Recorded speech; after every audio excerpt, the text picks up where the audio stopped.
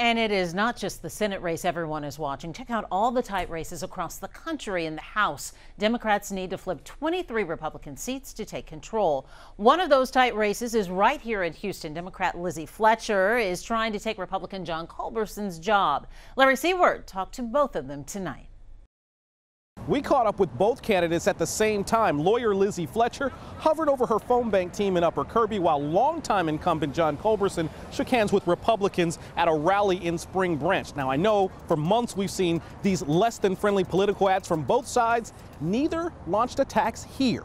I don't have any worries because I know this district has good sense, how well informed District 7 voters are, and they know me, they know they can trust me, and I've got a great relationship with every corner of this district, and I work in a bipartisan way with my colleagues in the Texas delegation.